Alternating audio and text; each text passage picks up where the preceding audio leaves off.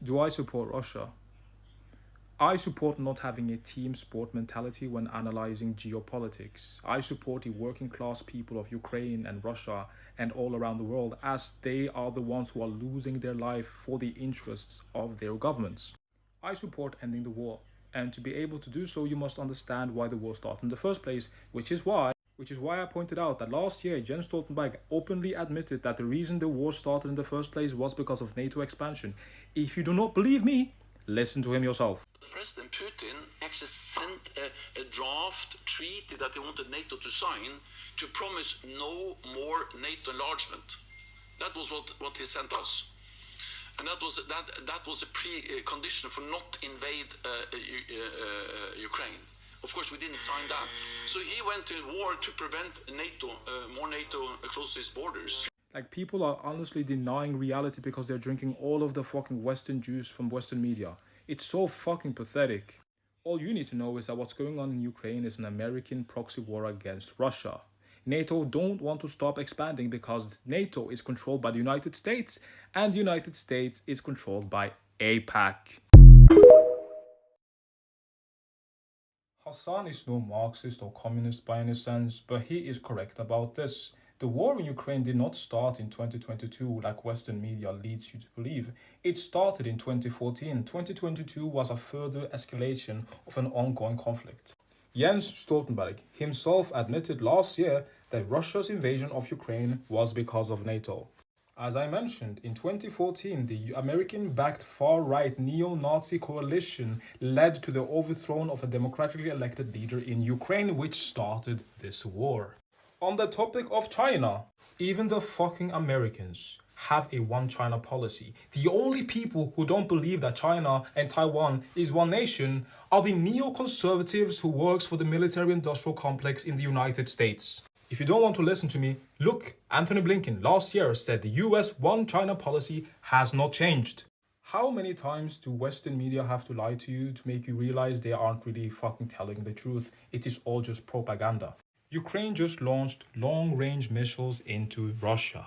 Do you know what that means? That means this is the closest we have ever been to a nuclear war in Europe. I'm glad you said that, because Europeans do have this black and white mentality. I pointed out how Ukraine had a neo-Nazi coup in 2014. It was a US far-right led revolution where they overthrew a democratically elected leader in Ukraine. Have you heard that before? Have you heard that before? Calling someone a Putin shill or a Putin apologist or Putin propagandist, it's being done to silence you, because they aren't saying you are wrong. They aren't saying they disagree. They're saying it's propaganda. They're saying it's a lie without even having to engage with the evidence on how you formed your opinion in the first place, because their opinion is based on abstractions, what they've heard from other people. I randomly found this video yesterday. Ukrainian soldiers fighting with Russia against Ukraine. I'm pointing it out because you have to be some type of special motherfucker to think that the world is black and white. On one side, the Russian working class people are being killed by an oligarch in Putin. On the other side, Ukrainian working class people are being killed because of the United States and the neo-Nazis in Ukraine. Before I end the video, I want to say two things. First of all, when has the United States ever been on the right side of history?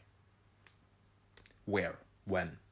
So if your side is being supported by the United States, you should definitely just question your alliances. And the last thing I want to say is that we are truly having a black and white conversation, not only because it's my side, your side, you know, I am me and you are the other, which I demonize, but it's also this purity thing. You know, my opinion is pure, and if I were to listen to you and engage with your conversation or your point of view, I would be dirtying my pure opinion, which is why they are so fixated on calling this opinion propaganda. You know, Putin is the other, is the evil, the barbarian other, and we are the pure Europeans. Someone left a comment on my page speaking about how the global left should unite itself to be able to liberate Africa. That's not happening, and I'm going to speak up from the perspective of living in Norway. I live in Norway. Jeg bor i Norge, ikke sant? In Norway, you have socialists and communists who openly support NATO and believe that NATO should exist. NATO is an anti-communist imperialistic organization which was created to further American capitalist interests in Europe. If you were to engage in revolutionary struggle in Europe, NATO would be there to destroy it. If you were to mobilize the people to take over the state so that the state would work in the interest of people instead of the interest of corporations and capital and profit, NATO would be there to destroy you. Do you know who Thomas Sankara is?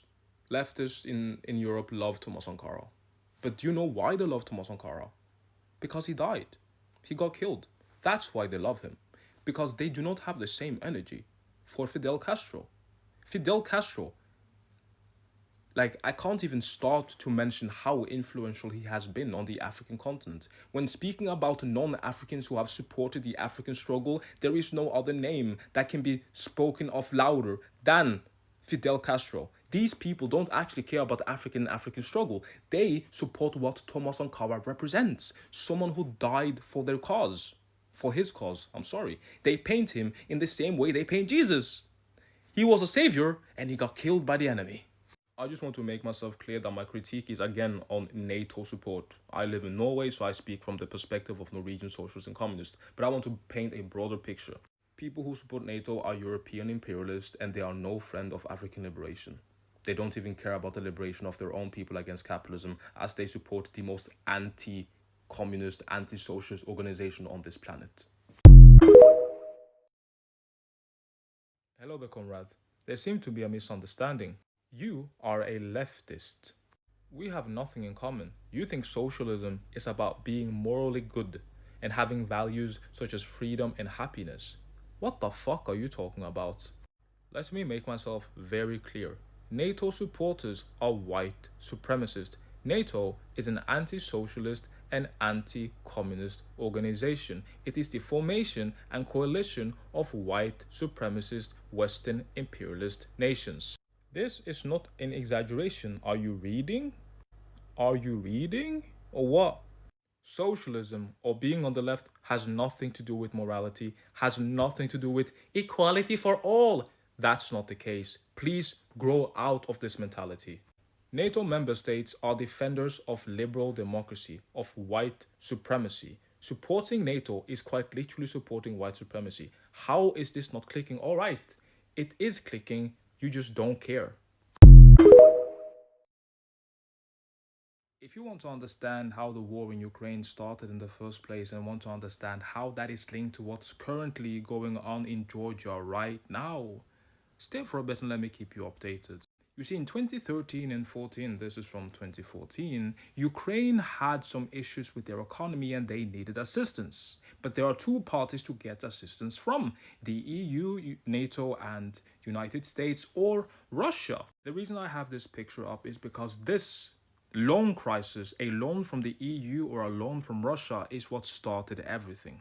Ever since the fall of the Soviet Union, Ukraine and Russia have had strong trade relationships. The Ukrainian economy relies on Russia and their markets and their cheap gas. If you have any understanding of the EU and NATO, you understand that once you are a part of those nations, you are basically under the control, or at least the influence, of the United States. So Ukraine had a choice to make, or at least Yanukovych had a choice to make: the United States or Russia. And Yanukovych made a deal. He chose to side with Russia, and it isn't because he's a Russian puppet or anything. We tend to talk about human beings as if they have agency. We are not the West. I am not the West. He chose Russia because they gave him the better deal for Ukrainian people in their current situation. But the United States, the EU didn't like that. NGOs from the United States had orchestrated a coup d'etat in Ukraine in 2014 using the far-right elements of the right sector and the Azov battalion in combination with like Svoboda, which is all right-wing ethno-nationalist groups who seek to do ethnic cleansing to the minorities in Ukraine. This NGO is the main instrument in American interest being spread across the world. They work like the CIA, because the CIA used to do this, but then they got exposed, and now they do it with NED and US aid. Oh yeah, let me not forget to mention, this is CIA, Radio Free Europe. That's CIA as well. Just look it up. You don't have to believe me. Just look this up. Here you have Victoria Nuland on the grounds in Ukraine, an American official, State Department official on the ground in Ukraine, giving food to protesters. The same Victoria Nuland who were caught talking about doing a coup d'etat in Ukraine with Payat, this dude right here. Oh yeah, the same Victoria Nuland, by the way, who is now on the board of director of National Endowment for Democracy. But let me get to the ending and let's talk about Georgia as well. Let's just say that the protest became more and more violent as more far-right elements were introduced into the protest, and they eventually succeeded. To any person who tries to tell you that the United States, EU and NATO did not support an Ukrainian far-right neo-Nazi coup in 2014 to overthrow the democratically elected leader of Ukraine in Yanukovych, ask them why the right sector refused to give up the government buildings they occupied even after the peace deal was signed by Yanukovych. Ask them why the right sector are so prominent that they are on stage with the opposition. This is one of the propaganda channels from the Ukrainian Revolution who are still funded by the European Commission, Germany and Sweden. Let me make a part 2 because I know y'all niggas aren't trying to watch all this. Now let's talk about Georgia and how it's linked to the 2014 Maidan revolution in Ukraine. Recently, Georgia decided to push their bid for joining the EU to 2028. And the government of Georgia saw what happened in Ukraine, and they did something earlier this year. They implemented what they call a foreign agent law.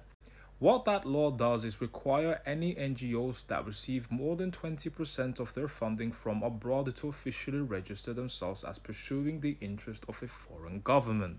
And if you remember from my previous video, I talked about how this NGO, the National Endowment for Democracy, is a creation and tool from the United States, which they use to train journalists and activists to possibly overthrow countries like they did in Ukraine. Which is why the Yankee state and the EU decided that this law was undemocratic.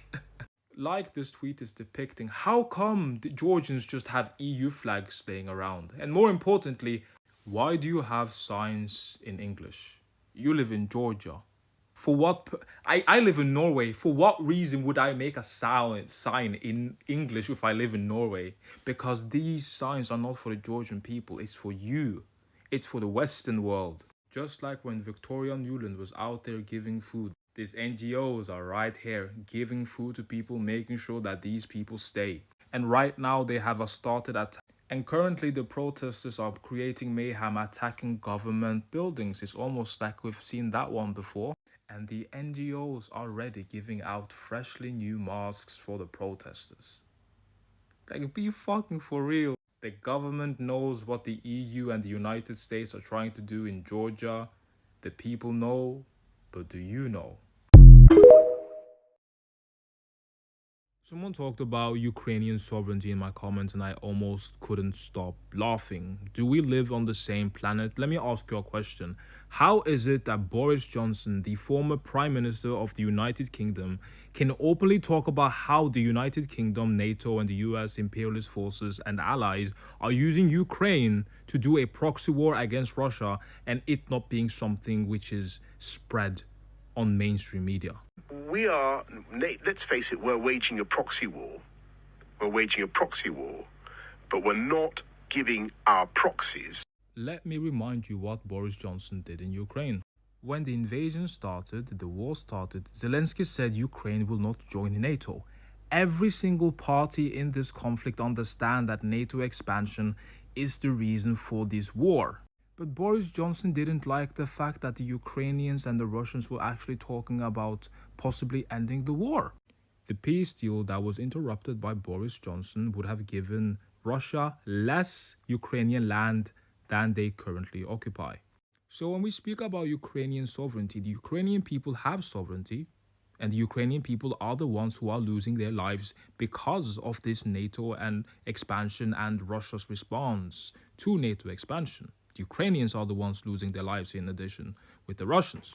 Zelensky, on the other hand, has no sovereignty. He is a puppet for Western interests in Ukraine. He is a NATO puppet, which is why he continuously keep demanding that Ukraine enter NATO. Do you think that is only by his own volition? He's a fucking NATO puppet. And who is suffering from this?